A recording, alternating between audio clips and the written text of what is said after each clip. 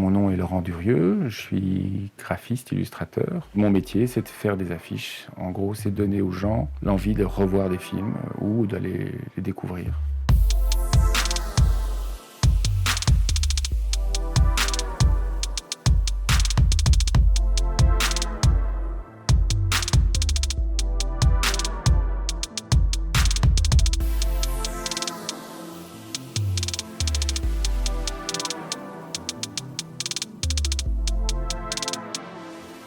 Un jour, j'ai reçu un mail d'un éditeur qui voulait que je fasse une affiche pour...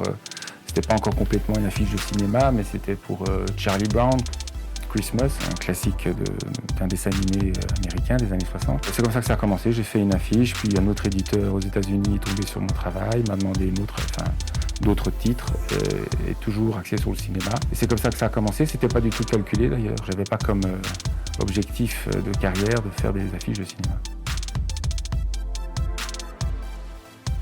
Mais en fait, je ne les choisis pas vraiment. C'est-à-dire que je choisis parmi une sélection de titres que mes éditeurs me proposent. Il y a de tout en général, et puis je choisis les films qui me parlent. Donc, quand je vois qu'il y a un potentiel narratif ou graphique d'un titre, quand l'affiche, par exemple, est ratée, l'affiche originale est ratée, que le film est formidable et qu'il y a moyen d'en faire quelque chose de top, je le prends.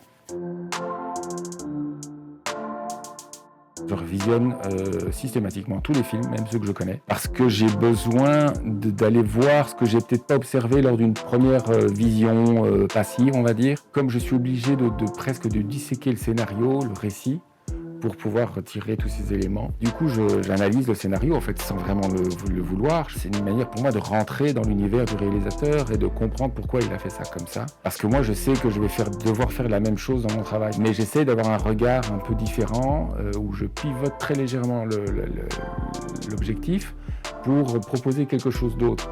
Je propose une autre histoire qui appartient au même récit, mais j'essaie quand même de mettre en valeur d'autres éléments. Voilà, j'essaie que ces affiches soient quand même un travail d'auteur. Je connais personne qui n'aime pas la nostalgie. Personne. La nostalgie, pour moi, c'est pas du tout négatif. Et en plus de ça, ça crée de très belles images. Moi, je reste pas bloqué. J'adore le passé, j'adore la nostalgie, mais j'essaye de prendre tout ça et de le refaçonner à ma manière pour essayer de faire croire aux autres générations que c'est ça la modernité.